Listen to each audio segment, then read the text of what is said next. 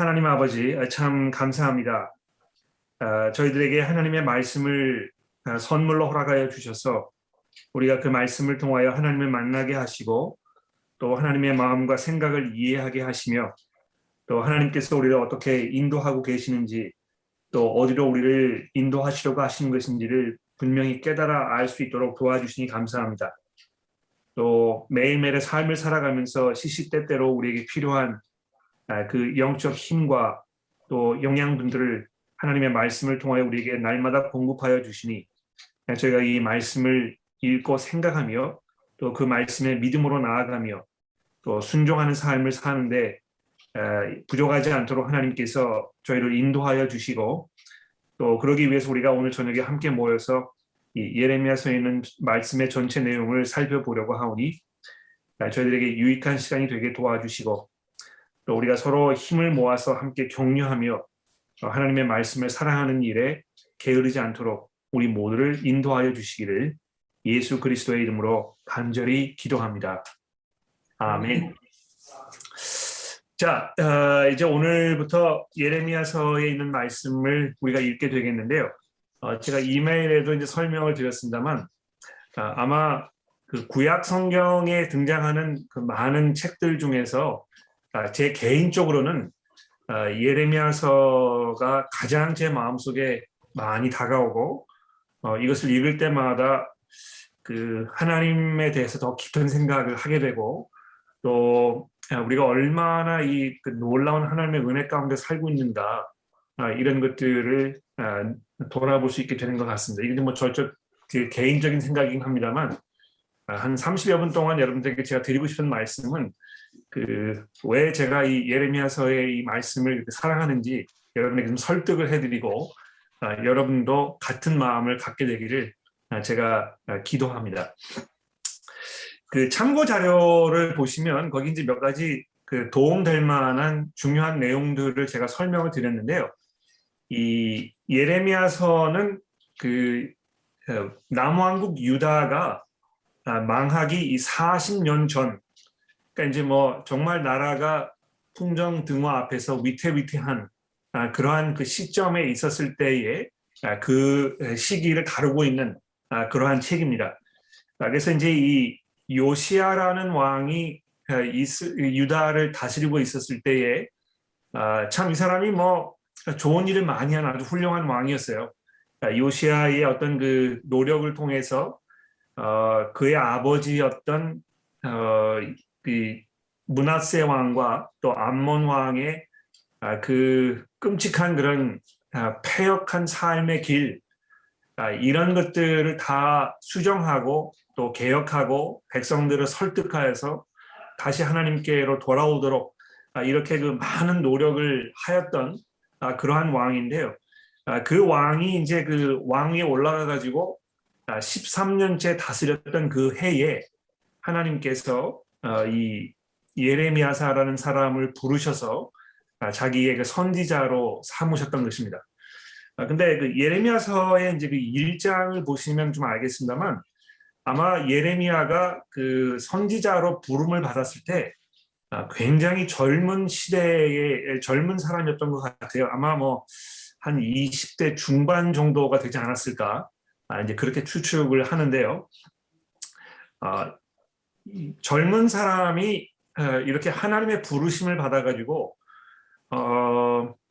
그 사역자로서의 역할을 감당하는 것도 쉽지 않은데 거기에 더해서 하나님께서 그에게 선포하라고 하셨던 이 말씀, 그 말씀의 내용이 얼마나 그 부담되고 또 어려운 말씀이었는지 이 예레미야 선지자가 이 말씀을 전하는 사역을 하면서 그 온갖 고초를 다 당하고 정말 그 모진 핍박을 당할 수밖에 없는 그런 그 상황 속에서 마치 그 신약 성경의 이 사도 바울이 복음 전하기 위해서 정말 많은 핍박을 받았던 그런 삶에 대하여 신약 성경 여러 군데에서 말씀하고 있는데 마치 그런 거를 회상시키는 그런 그 장면들이 이 예레미야서 곳곳에 등장하게 되는 것입니다.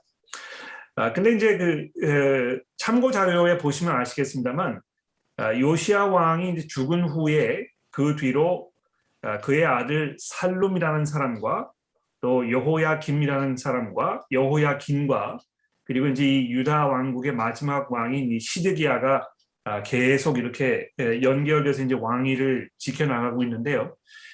이 40년의 기간 동안이 정말 그 수많은 일들이 일어났던, 그래서 이 뭐 영화를 찍자면 막 한 10부작 정도의 영화를 만들어야 될 정도로 길고 복잡하고 또 험난하고 정말 모진 그러한 그 시대였던 것을 우리가 알 수 있습니다. 제가 여기 뭐 설명드렸습니다만 이 예레미야서의 이 맨 마지막 부분이 이 예루살렘과 유다가 함락되고 멸망을 당하면서 이 이스라엘의 역사가 이제 그 종결이 되는 그런 그 안타까운 장면으로 이 예레미야서가 이제 종결을 짓고 있는데요. 아마 예레미야서에 있는 그 많은 내용들 중에서 아마 예레미야라는 선지자에 대한 그 설명, 어떤 그 사람의 그 내면적인 그 갈등과 또 고통스러움과 그가 말씀을 전하면서 느꼈던 그 안타까움 또는 그 좌절감 또 분노, 한없는 어떤 그 하나님을 향한 열정 또 자기 동족들을 향한 그 깊은 사랑, 이런 것들이 이만큼 많이 이렇게 담겨 있는 그런 책이 아마 없을 거라고 제가 생각을 합니다. 그래서 아마 이 예레미야서를 읽으면 이 하나님께서 이 세상을 향하여 어떤 계획을 가지고 있었나에 대해서 우리가 이제 굉장히 많은 것을 알게 될 것이지만 동시에 우리가 피할 수 없는 것은 이 예레미야라는 이 사람의 어떤 그 내면 세계,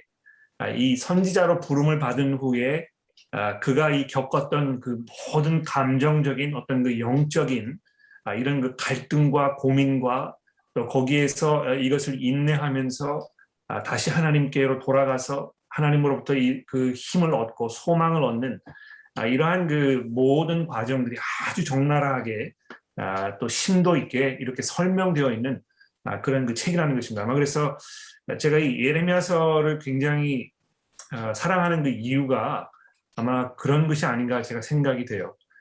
마치 이 예레미야라는 사람의 어떤 그 전기를 읽는 것처럼 이 말씀에 어떤 그 사로잡혀서 거기에 그 헌신된 삶을 살았던 이 사람의 이 치열하고 또 정말 그 열정적인 그러한 삶이 어떻게 이 사람의 삶 속에 녹아 들어갔는가 이런 것들을 우리가 이 예레미야서를 통해서 살펴보게 된다는 것입니다. 근데 아마 이 예레미야서를 잘 이해하시려면 제가 거기 아래 적어드린 이 당시에 벌어졌던 어떤 그 국내외 이 정세, 그 international 또 internal 어떤 그 political struggle 뭐 이런 것들을 우리가 조금 이해하는 것이 아마 이제 도움이 많이 될 것입니다. 이 얼마나 많은 그 국제 정세의 변화가 이 40년이라는 세월 동안 벌어졌는지를 조금 살펴보도록 하겠습니다. 우리가 이제 잘 아는 대로 북왕국 이스라엘이 그 아수르라는 왕국에 의해서 이제 멸망을 당하지 않았습니까? 이 예레미야 선지자가 선지자로 부름을 받았을 때는 이 북왕국 이스라엘이 아수르에 의해서 멸망을 당한 지 벌써 한 100년 정도의 시간이 지난 그런 때였습니다. 그러니까 북왕국이 이렇게 멸망을 당하고 나서 남왕국에 있는 사람들이 정신을 차리고 하나님께서 이 하나님의 그 백성으로 계약을 맺어가지고 부른 이 사람들에게 이런 혹독한 그런 심판을 내리신다는 사실을 바라보면서 이 정신을 차렸어야 할 텐데 그러지 못하고 므낫세라든지 암몬이라든지 이런 그 왕의 그 어떤 그 폭군들의 이 패역한 삶을 통해서 벌어졌던 그 끔찍한 이 사건들을 예레미야가 다 보고 자라난 것입니다. 근데 그 북왕국 이스라엘을 무너뜨렸던 아수르가요 어떻게 되었습니까?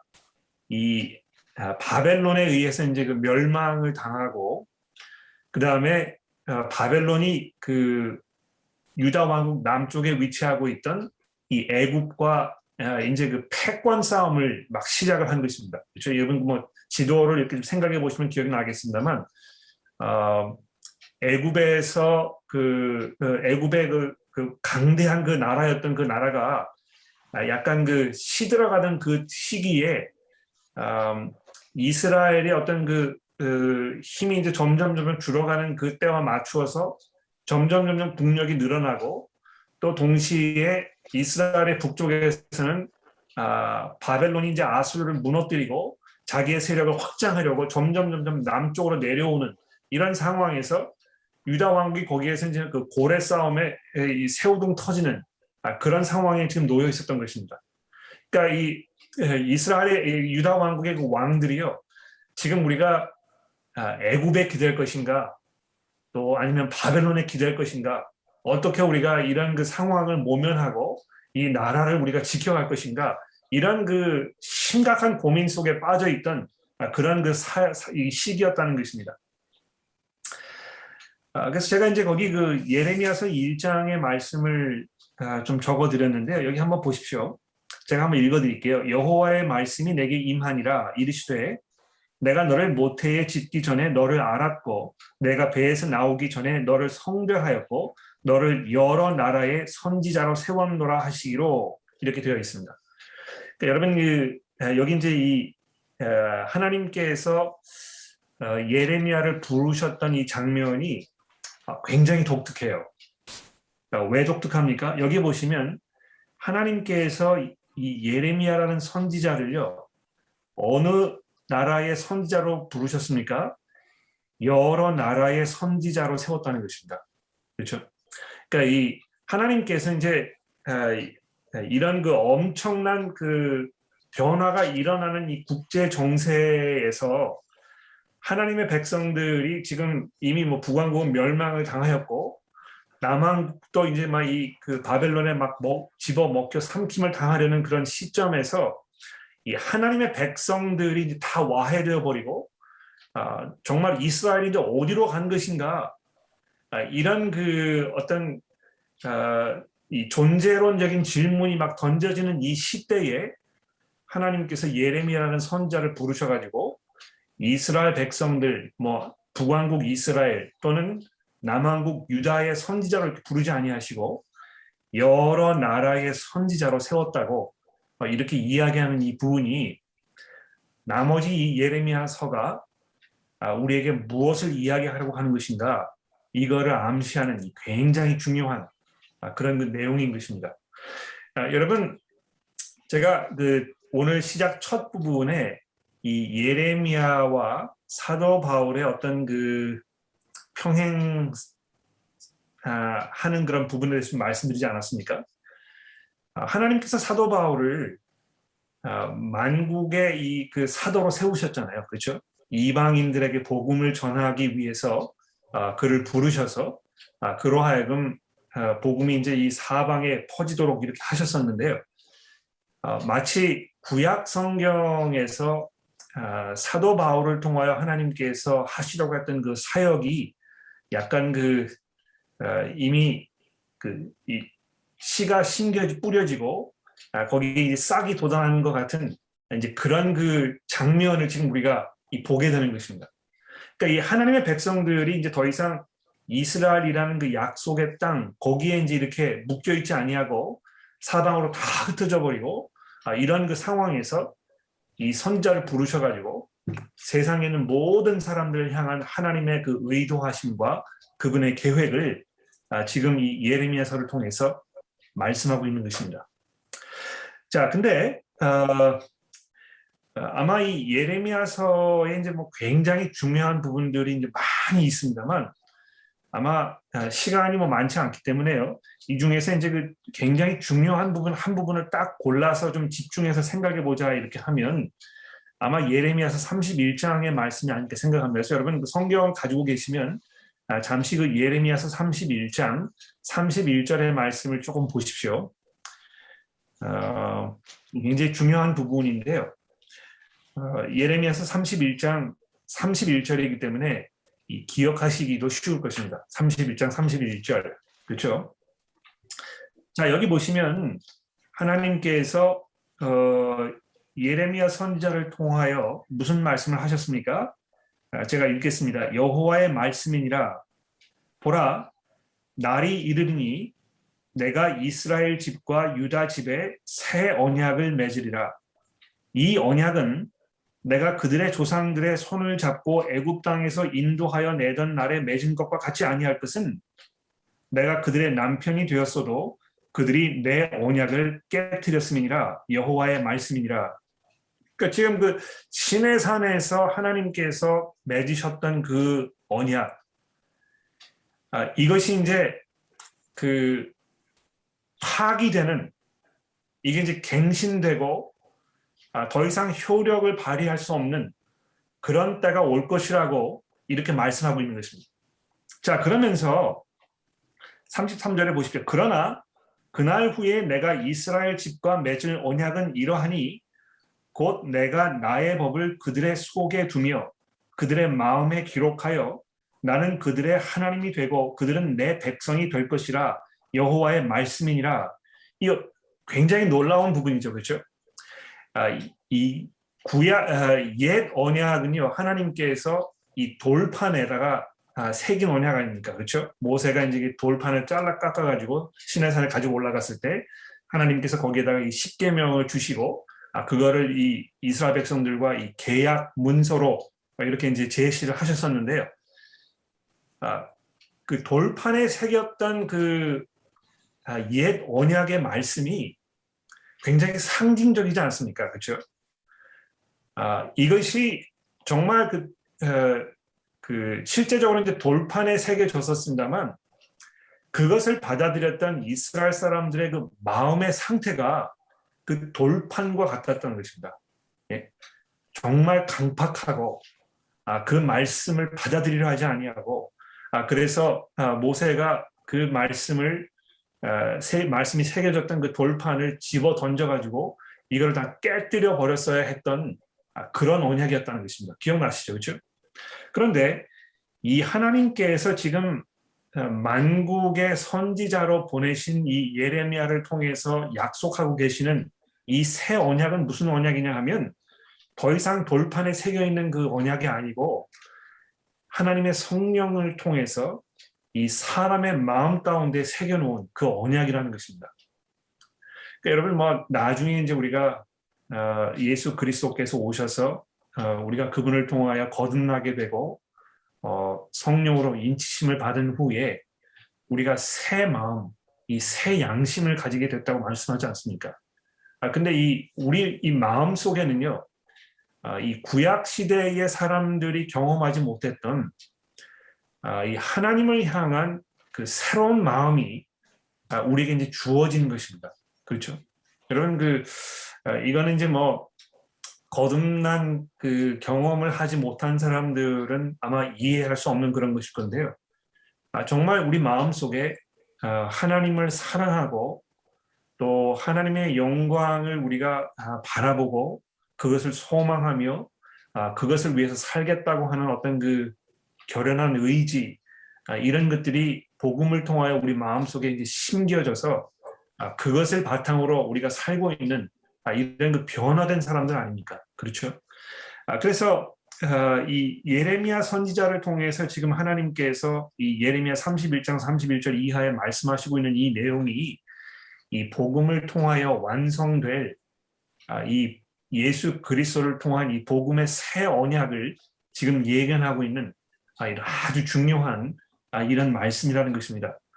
그래서 이 예레미야서를 이제 쭉 읽어 나가시다 보면 옛 언약 그 가운데 살고 있던 이스라엘 백성들의 그 패역함, 변하지 않는 그들의 그 모습, 그런 모습을 향하여 하나님의 이 그 말씀을 전하면서 회개를 독촉하였고, 그러나 그들이 회개하지 않을 것이라는 것을 이미 알고 있었고, 그래서 그들을 포기할 수밖에 없었던, 그러나 그 동족들을 향해서 그 느꼈던 깊은 연민, 안타까움, 이런 것들로 막 뒤범벅되어 있는 이 예레미야 선지자의 그 안타까운 마음을 여러분들이 이 예레미야서를 쭉 읽으시면서 느끼시고 또 경험하시고 같이 눈물을 흘리시고 그렇게 되었으면 정말 좋겠습니다. 그 놀라운 것은요, 이제 이 요시야 왕이 죽은 후에 살롬이라는 사람이 잠깐 동안 왕위에 있다가 쫓겨나고, 그다음에 이제 여호야김이 왕위에 올라가고, 그 사람도 오래 가지 못하고 쫓겨난 다음에 그의 그 동생이었던 이제 여호야긴이라는 사람이 왕위에 올라갔는데, 여기 페이지 두 번째를 보시면, 이 페이지에 제가 나눠드린 그 교재의 이 페이지에 보시면 여호야김의 그 왕의 통치 기간을 조금 보십시오. 여호야긴은 18살 되던 해인 BC 597년에 여호야김의 왕위를 계승하였으나 그의 통치는 3개월에 불과하였다. 그의 아버지였던 여호야김이 바벨론의 반기를 들었던 것에 대응하여 느부갓네살 왕은 예루살렘을 포위하였고, 소년에 불과했던 여호야긴은 그에게 항복하였다. 이는 예레미야 선지자가 예언하였던 바였다. 그는 36년 후에 느부갓네살의 뒤를 이어 바벨론 왕위에 오른 느부갓네살의 아들에 의해서 석방되었다. 자, 이렇게 되어 있는데요. 제가 이제 여러분들에게 이 부분을 이렇게 살펴보시라고 한 그 중요한 이유는 무엇이냐면, 아마 이 예레미야서를 통해서 또 다른 선지자도 약간 비슷합니다만, 특히 이제 예레미야서를 통해서 하나님께서 이 만국 백성들에게 하셨던 그 중요한 메시지 중에 하나는 무엇이냐면, 하나님께서 이 바벨론의 왕 느부갓네살을 자기의 도구로 삼으셨다는 것입니다. 그러니까 이스라엘의 백성들의 입장에서는요, 이게 정말 어처구니 없는 일이었겠죠, 그렇죠? 어떻게 이 이방 왕을 하나님께서 자기의 도구로 사용하셔가지고 그들의 손을 통해서 자기를 심판하라고 하시는 것인가? 이런 그 생각을 가졌지 않았겠습니까? 그런데 예레미야가 계속해서 유다 왕들에게 주었던 조언은 뭐냐면, 하나님께서 바벨론 왕 느부갓네살을 도구로 삼으셨기 때문에 그에게 반기를 들지 말고 그에게 순종하여 항복해서 당분간 그의 통치 아래 들어가라는 것이었습니다. 그러니까 여러분들이 나중에 쭉 읽어 나가시면 아시겠습니다만, 이 예레미야 선지 29장에 오면 예레미야 선지자가 바벨론의 포로로 먼저 잡혀갔던 사람들에게 쓴 그 편지가 있는데요. 이 굉장히 유명한 편지입니다. 근데 그 편지 내용에 보면 뭐라고 되어 있었느냐 하면, 제가 한번 읽어보도록 할게요.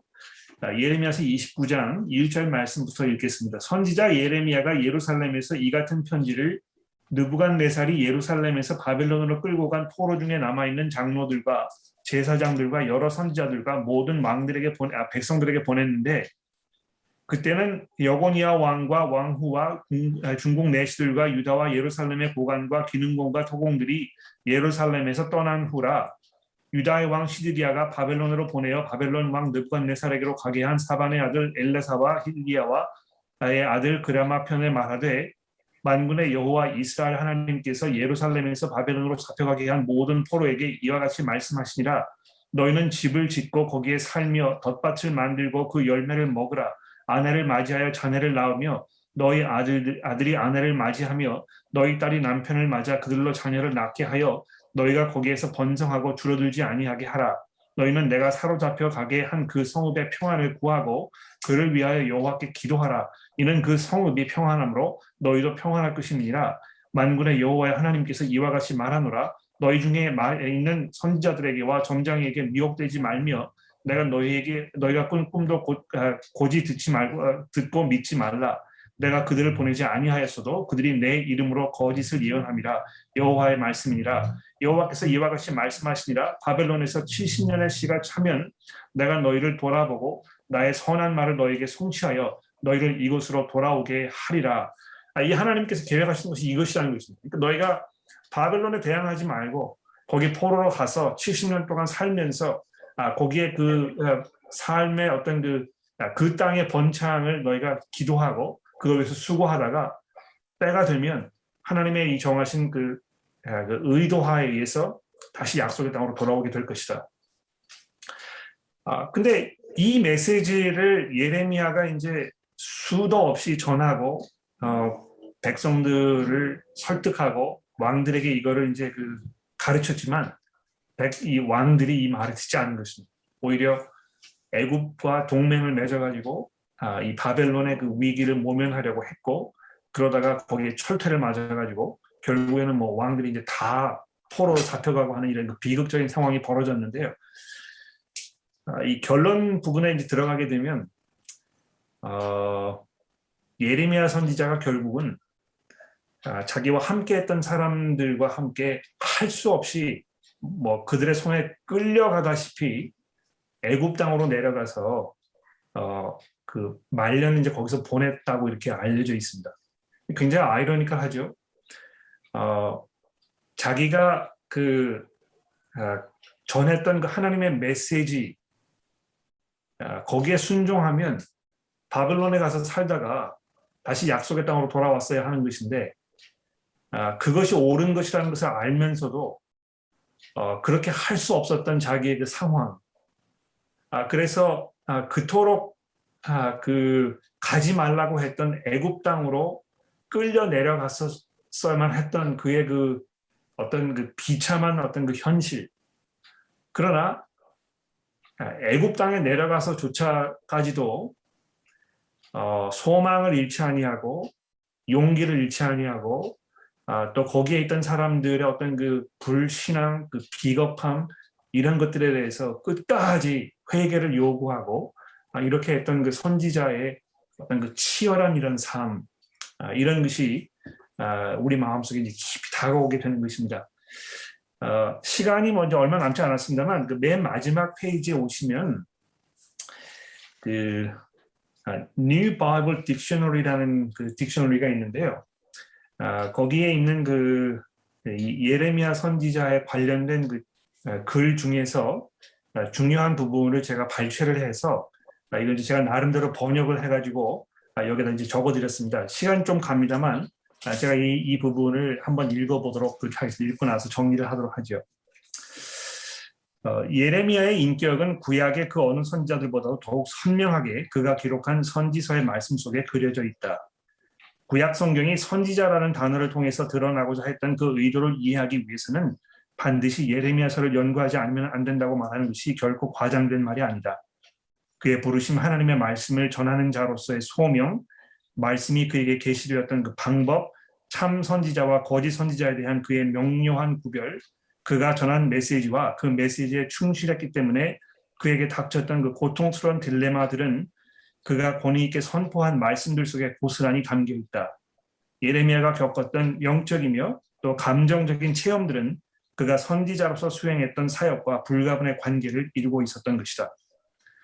그가 전한 설교 속에는 그가 선지자로서 느꼈던 모든 감정들이 생생하게 담겨 있다. 그가 선포했던 말씀의 내용을 살펴보면 예레미야는 서로 대조를 이루는 양극이 공존했던 사람임을 알게 된다. 그는 부드러우면서도 저돌적이었고 애정이 넘치면서도 타협할 줄을 몰랐다. 그에게는 육신의 나약한 면들과 성령의 에너지가 공존하였고 젊은 시절 누구나 자연스럽게 경험하게 되는 것들이 그에게는 거부되었던 것이다. 그는 회개하지 않으려는 이들을 향해 끈질기게 회개를 요구하였고 동족의 죄악을 드러내고 그것이 무의미한 결과를 가져올 것을 알면서도 그 죄악에 대한 하나님의 심판을 만천하에 공표하였다. 그가 사랑했던 모든 사람들이 그를 미워했고 가장 신실한 애국자였음에도 반역자로 낙인을 찍혔다. 그가 품었던 소멸되지 않는 소망은 백성들이 매달렸던 희망이 얼마나 부질없는 것인지를 드러내었고 중보자적 역할을 하나님께로부터 받았지만 그 누구도 그의 중재를 원치 않았다. 예레미야가 겪었던 슬픔의 깊이와 정도를 헤아리기란 거의 불가능하다.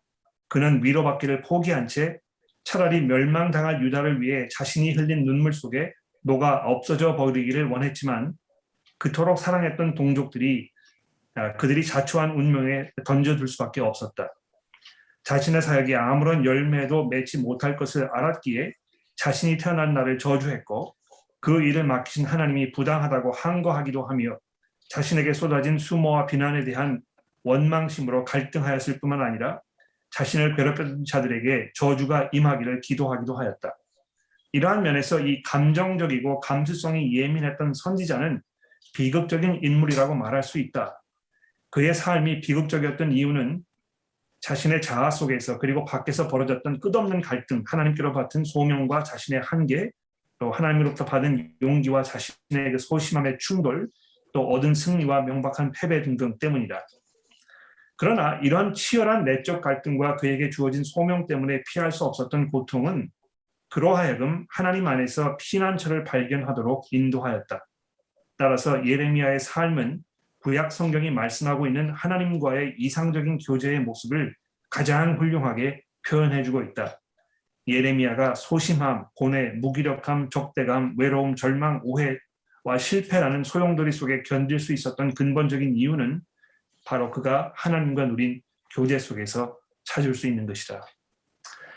여러분이 이 예레미야서를 쭉 읽어 나가시면서 예레미야가 어떻게 이 하나님과의 그 깊은 교제 속에서 자기의 삶을 감당하였는지 이런 것들 돌아보시게 되기를 바라고요. 그리고 결과적으로 어떤 그 이스라엘이라는 그 민족, 이 그 울타리를 뛰어넘어서 이 세상 모든 사람들의 그 마음 가운데 새 언약을 심으시려는 그런 하나님의 그 원대한 계획, 이런 것들을 보시면서 많은 격려와 도전이 되시는 그런 성경 통독자인 되시기를 간절히 바랍니다. 제가 이제 기도하고 마치겠는데 그 후에 뭐 질문이 있으시거나 또 대화하기 원하시면 남아주시면 되겠습니다. 기도하도록 하죠. 하나님 아버지, 하나님의 부르심을 받아서 그 고난과 역경의 삶을 살아야 했던 예레미야 선지자의 그 치열했던 삶을 우리가 돌아보게 됩니다.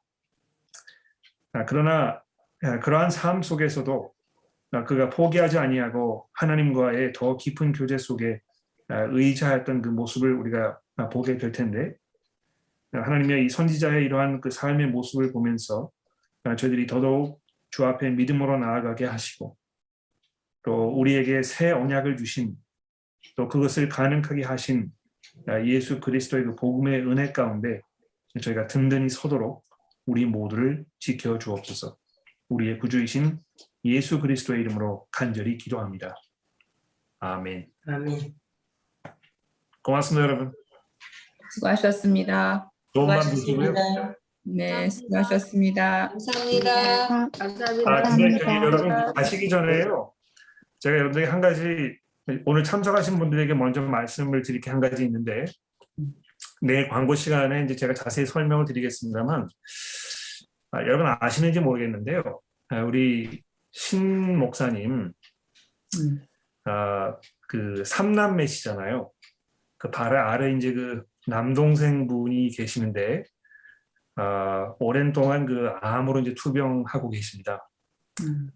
근데 제가 이제 최근에 오늘 오후에 연락을 받은 것은 굉장히 위독한 상태에 아마 계신 것 같아요. 지금 이제 중환자실에 가 있고 이 폐렴이 이제 왔고 심장에 이제 물이 차기 시작했고 그래서 항암 치료가 이제 중단된 상태에 있고 그래서 뭐 그 암 수치가 130에서 300까지 올라갔다고 이렇게 얘기를 하고 그래서 굉장히 어려운 상태에 지금 있습니다.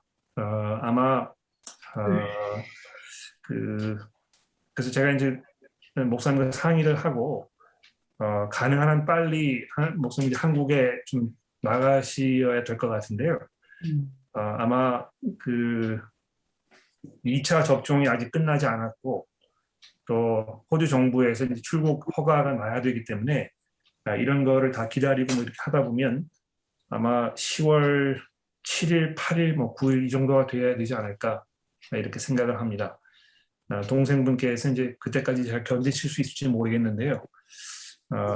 목사님의 그런 어려운 상황을 여러분 좀 기억해 주시고 위에서 기도해 주시고 또 격려와 위로의 말씀을 전해 주시면 그러면 대단히 감사하겠습니다. 여러분 괜찮으시면 우리 함께 목사님의 가정을 위해서 잠시 기도하도록 하겠습니다. 기도할까요? 네. 하나님 아버지, 사랑하는 우리 신 목사님께서 지금 정말 어려운 상황 속에 계시는 것을 저희가 하나님 앞에 기도로 말씀드립니다. 사랑하는 동생의 그 어려운 상황을 이 먼 이국 땅에서 지켜만 볼 수밖에 없는 이런 안타까운 상황에 계시는 목사님 하나님께서 위로하여 주시고 또 속히 한국에 들어가셔서 동생분과 재회할 수 있도록 하나님의 길을 열어주시기를 간절히 기도합니다. 전해온 소식에 의하면 그 아들의 그런 절박한 상황을 옆에서 지켜보시는 연로하신 아버님과 어머님께서 두 분의 건강도 매우 어렵다고 하시는데 하나님의 그 두 어르신의 마음을 하나님께서 위로해 주시고 또 가족 모든 분들의 그 믿음을 하나님께서 지켜주셔서 이러한 상황을 통하여 더더욱 주 앞에 믿음으로 나아가게 하시고 하나님께서 우리의 인간의 힘으로는 할 수 없는 그 놀라운 위로와 또 평안을 이 모든 분들에게 허락해 주시기를 하나님이여 간절히 기도합니다.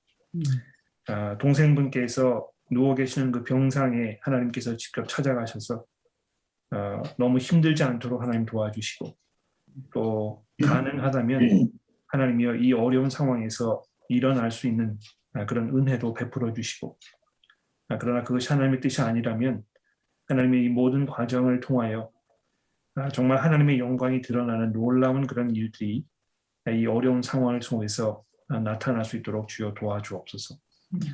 우리의 구주이신 예수 그리스도의 이름으로 간절히 기도합니다. 아멘.